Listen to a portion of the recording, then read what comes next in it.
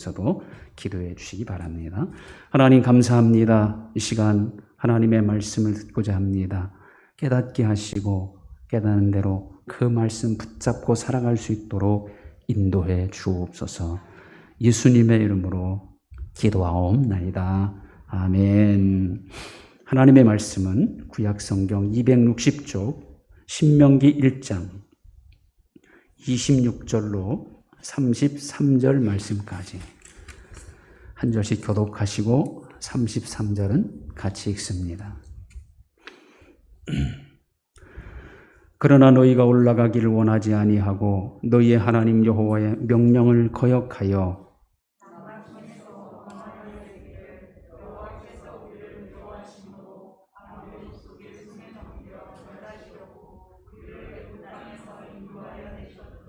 우리가 어디로 가랴? 우리의 형제들이 우리를 낙심하게 하여 말하기를 그 백성은 우리보다 장대하며 그 성읍들은 크고 성곽은 하늘에 닿았으며 우리가 또 거기서 아낙 자손을 보았노라 하는도다 하기로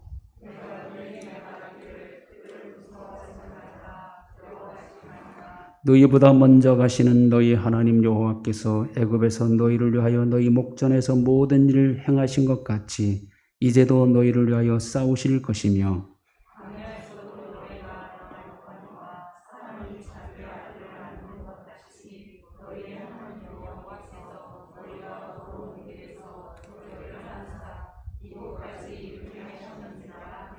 이 일에 너희가 너희 하나님 여호와를 믿지 아니하였도다.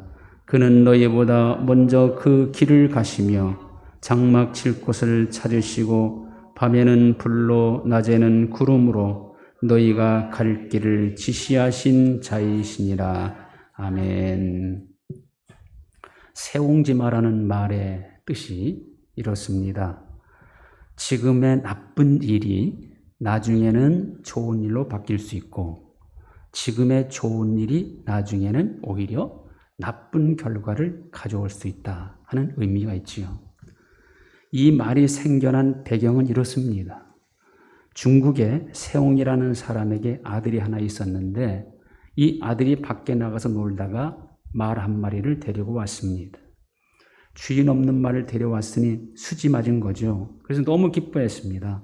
그런데 이 아들이 그 말을 타다가 떨어져 그만 다리가 부러지고 말았습니다. 말이 없었다면 다리가 부러진 일이 없었을 것인데 말이 있음으로 인하여 일어난 불행이죠. 사람들이 아들 다리가 부러져 안 됐다고 위로하니까 세옹이라는 사람이 이렇게 말합니다.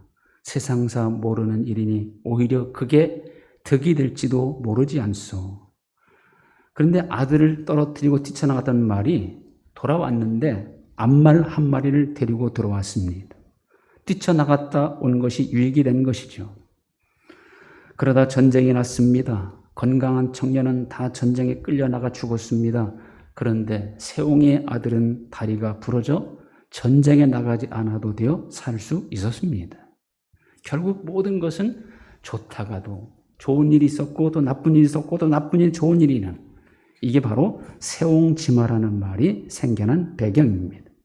성경에는 역사의 주권자 되시는 하나님께서 이보다 더 확실하게 약속하는 말씀이 있죠.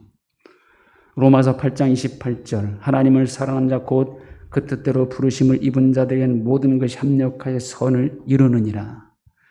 비록 지금은 힘들고 어렵고 부족하고 형통하지 못하더라도 그런 모든 것까지도 결국은 선으로 바꿔주신다는 겁니다.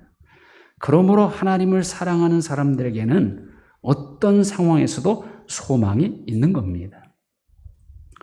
세상은 요지경 속입니다. 문제가 많습니다. 모든 사람들의 생각이 점점 악해지고 있고 죄악이 관영하여 웬만한 죄는 죄가 되지 않는 세상으로 변질되어 가고 있습니다. 악인을 오히려 의롭다 하고 의인을 오히려 악하다 합니다. 이런 세상과 짝하여 사는 것이 잘 사는 것으로 인정받고 있고 그런 세상과 구별된 삶을 사는 사람을 왕따시키는 세상입니다. 억울한 일은 왜 그리 많이 일어나는지 아무 일 없이 하루를 무사히 건강히 지낸 것 자체가 기적이 되고 있습니다. 너무 빠르게 돌아가는 세상을 따라가다 보니 사람들은 너무 조급하여 참을성을 잃어가고 있지요. 참지 못하는 것 때문에 범하는 죄들이 점점 많아지고 있습니다. 자기 잘못은 절대 인정하지 않고 전부 남의 탓을 돌립니다. 이런 세상 속에서 거룩하게 산다는 것, 믿음으로 산다는 것은 기적 같은 일입니다. 이런 세상 속에서 오직 예수님만을 바라보며 하늘의 상을 위해 산다는 것은 어쩌면 가장 어리석은 일일지도 모릅니다. 예수님을 믿는 여러분들 정말 수고가 많습니다. 왜 이리도 힘들고 어려운 길을 자처해 갑니까? 그냥 좋은 게 좋은 것이니 적당히 타협하며 살지 뭐하러 좁고 협착한 믿음의 길을, 나를 부인하고 십자가를 지고 가는 고난의 길을 가고 있습니까? 우리는 그 이유를 분명히 알죠. 이 길만이 영생의 길이기 때문이고 이 길 끝에는 지금 받고 있는 고난과는 좋게 비교할 수 없는 큰 영광이 우리를 기다리고 있음을 확신하기 때문입니다. 세상 자체도 힘든 세상이고 그런 세상에서 믿음으로 산다는 것은 많은 것을 포기해야 하고 손해봐야 하는 길입니다. 고난이라는 친구와 함께 가야 하는 길이 바로 믿음의 길이에요. 아무런 문제가 없으면 좋겠는데, 아무런 방해나 어려움이 없으면 좋겠는데 오히려 더 많은 문제, 더 많은 방해, 더 많은 어려움이 가로막고 있는 길입니다. 그렇다고 우리는 세상을 떠나 산속에 들어가 자연인으로 살 수도 없는 일입니다. 기독교 신앙은 세상과 격리되어 사는 신앙이 아니라 세상 속에서 빛과 소금이 되는 신앙입니다. 어차피 문제 많은 세상을 살아가야 합니다. 우리의 과제는 이 문제를 피하여 도망가는 게 아니라 문제가 있을 때 어떻게 해결해야 하는가, 그것이 우리의 과제죠.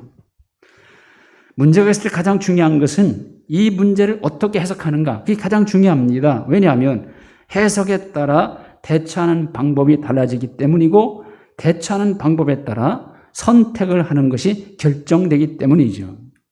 자, 오늘 읽은 말씀의 배경은 너무나 잘 아는 내용이죠. 모세가 12지파에서 한 명씩 12명을 선택하여 가나안 땅에 정탐꾼으로 보냅니다. 정탐하고 돌아온 그들의 가나안 땅이라는 의견은 동일했습니다. 좋은 땅이요, 풍요로운 땅이라는 거죠. 그러나 그 땅에 사는 아낙 자손에 대한 의견은 둘로 확실히 구분됩니다. 12명 중 10명의 해석은 이러했습니다.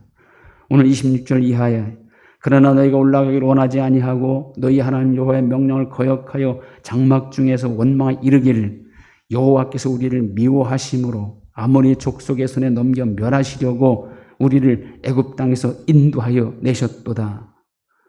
뭐라고 말합니까? 하나님께서 우리를 아낙 자손에게, 아모리 족속에게 넘겨 멸하시려고 우리를 인도하셨다는 거예요.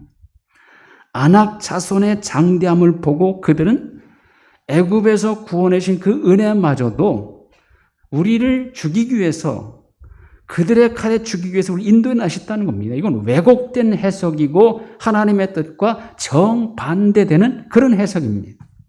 분명 하나님은 이스라엘을 구원하여 가나안 땅으로 인도하여 그곳에서 번성하게 하기 위해서 여기까지 인도하신 겁니다. 그것을 소망하며 애굽을 떠나왔고 광야 40년을 걸어온 것이죠. 그런데 왜곡된 해석을 가지고는 절대 그들은요, 가나안 땅에 한 발도 들여놓을 수 없습니다. 그러나 여호수아 갈렙의 해석은 다릅니다. 민수기 14장 8절에서 그들은 이렇게 말합니다. 여호와께서 우리를 기뻐하시면 우리를 그 땅으로 인도하여 들이시고 그 땅을 우리에게 주시리라. 그 땅 백성을 두려워하지 말라. 그들은 우리의 먹이라. 이런 해석을 가졌기에 여호수아 갈렙은 가나안 땅을 정복할 수 있었습니다. 자, 오늘 말씀에서 모세는 어떻게 해석합니까? 29절. 그들을 무서워하지 말라, 두려워하지 말라. 너희보다 먼저 가시는 너희 하나님 여호와께서 애굽에서 너희를 위하여 너희 목전에서 모든 일을 행하신 것 같이 이제도 너희를 위하여 싸우실 것이다. 지금까지 지키시고 인도하시고 대신 싸워주신 하나님께서 아낙 자손들 앞에서도 지키시고 인도하시고 싸워주실 것이라는 거죠. 똑같은 사건, 똑같은 문제를 만나도 이렇게 어떻게 해석하는가가 중요하고 그 해석에 따라 대처하는 방법도 달라집니다. 시험을 만날 때 우리는 어떻게 해석해야 합니까? 나를 망하게 하기 위하여 나를 괴롭히려고? 아마 그렇게 해석하는 사람은 시험에 빠져버릴 겁니다. 그러나 시험을 또 다른 기회로 더 확실한 믿음을 가질 기회, 하나님의 축복받을 기회로 해석하는 사람은 오히려 기뻐하며 넉넉히 감당하게 될 겁니다. 시험에 대한 야고보의 해석은 뭡니까? 야고보서 1장 2절. 내 형제들아 너희가 여러 가지 시험을 당하고는 온전히 기쁘게 여기라. 이는 너희 믿음의 시련이 인내를 만들어내는 줄 너희가 알미라.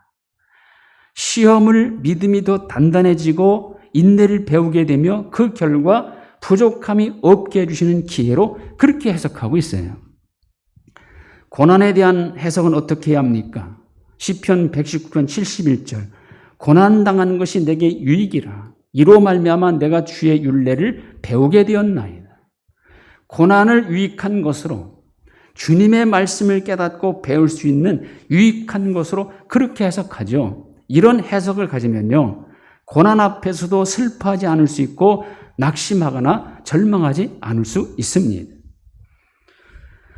요셉은 그 많은 억울한 일, 이유 없는 고난을 당한 일, 이런 상황을 어떻게 해석합니까?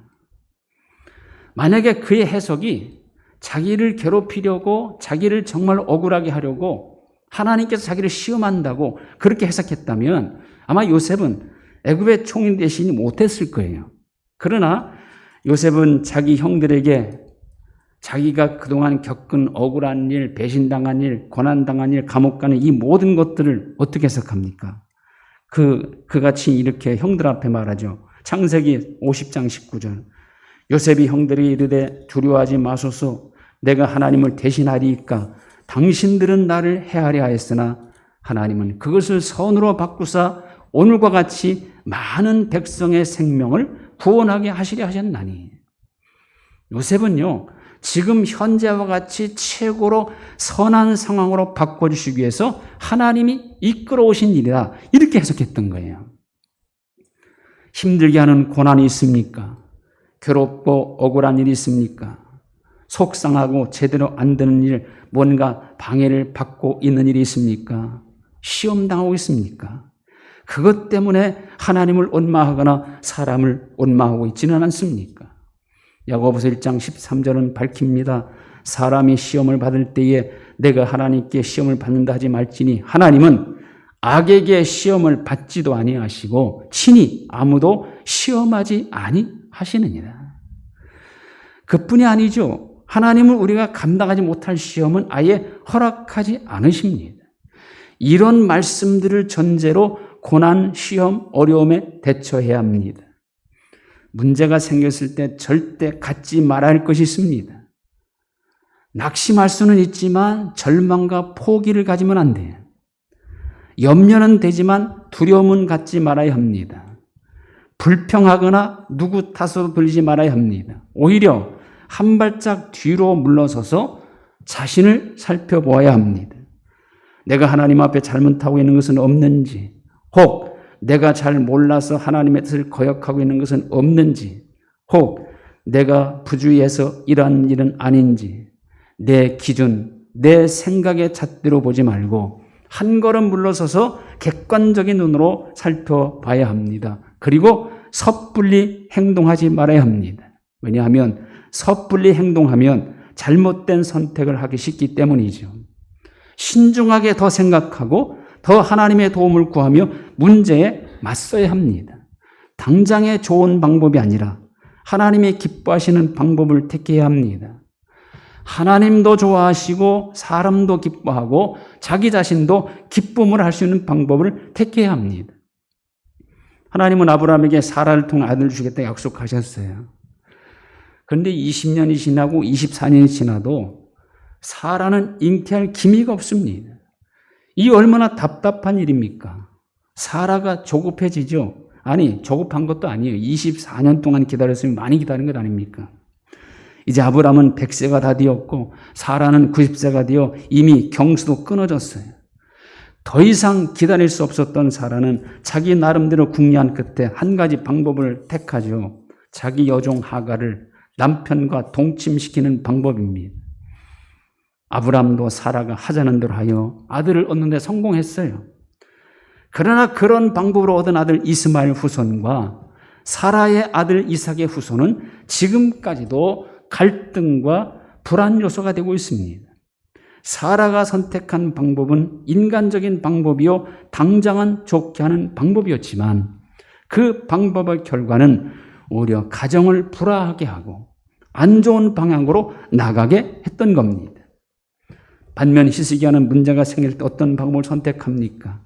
아수르 대군이 예루살렘을 포위하고 항복을 강요합니다. 자신은 병들어 죽게 생겼습니다. 암담한 상황입니다. 어찌 해볼 도리가 없는 상황입니다. 이때 히스기야는 얼굴을 벽으로 향하고 여호와께 기도하여 이르되 여호와여 구하오니 내가 주 앞에서 진실과 전심으로 행하며 주의 목전에서 선하게 행한 것을 기억하옵소서 하고 히스기야가 심히 통곡하니 절망의 상황 속에서 히스기야는 기도했습니다. 하나님 앞에 통곡하는 방법을 선택했습니다. 문제가 있을 때 오히려 하나님 앞에 더 가까이 나아가는 방법을 택해야 합니다. 그러자 하나님이 직접 이렇게 얘기해 주시죠. 여호와의 말씀이 이사야에게 임하여 이르시되 너는 가서 히스기야에게 이르기를 네 조상 다윗의 하나님 여호와께서 이같이 말씀하시기를 내가 네 기도를 들었고 네 눈물을 보았노라. 내가 네 수 안에 15년을 다하고 내가 또 이 성을 보호하리라. 하나님은 우리의 기도를 들으십니다. 우리 기도에 약하십니다. 눈물을 보시고 외면하지 못하십니다. 반드시 응답하십니다. 당장에는 세상적이고 인간적인 방법이 더 좋아 보일 수 있죠. 문제를 피하는 것은 당장은 해결된 것 같을 수도 있습니다. 문제가 있을 때, 시험과 고난이 있을 때 무엇보다 신앙적인 관점으로 해석할 수 있어야 합니다. 모든 것의 근본적인 해결자 되시는 하나님, 주권자 되시는 하나님이 해결하시도록 하는 방법을 선택해야 합니다. 왜냐하면 하나님은 해결 못할 문제, 구원하지 못할 시험과 고난이 없기 때문이죠. 문제, 시험, 고난이 있을 때 그것들에게 휩싸여 시험에 들거나 부정적인 방법으로 나아가지 말고 오히려 그것들 때문에 하나님을 가까이 하고 하나님의 기뻐하신 길로 나아간다면 하나님은 반드시 해결해 주실 뿐 아니라 더 큰 은혜, 더 선하고 복된 것으로 채워주십니다. 하나님은 오늘 우리에게 이렇게 약속하십니다. 여호와께서 사람의 걸음을 정하시고 그의 길을 기뻐하시나니 그는 넘어지나 아주 엎드러지지 아니하면 여호와께서 그의 손으로 붙드심이로다. 이 하나님의 손을 잡고 언제나 일어나 승리하시기를 주님의 이름으로 축원드립니다. 하나님 감사합니다. 감사합니다. 문제가 있을 때, 고난이 있을 때 올바른 선택을 하게 하시고 올바른 해석을 하게 하여 주옵소서. 언제나 하나님이 기뻐하시는 길을 행하게 하시고 하나님의 도움을 먼저 구하게 하여 주옵소서. 지금 우리는 사면이 둘러싸인 그런 상황에 놓여 있습니다. 우리 힘으로는 어찌할 수 없는 상황이 있습니다. 그럴수록 하나님을 더 가까이 하게 하시고 모든 문제를 하나님 관점에서 해석할 수 있게 하시고 하나님이 원하시는 방법으로 나아가게 하옵소서. 우리를 손으로 붙들으시는 그 능력의 하나님 손을 붙잡고 끝까지 믿음으로 승리하는 우리 모든 성도들 다 되게 하여 주옵소서. 예수님의 이름으로 기도하옵나이다. 아멘. 찬송 325장 1절 드리겠습니다.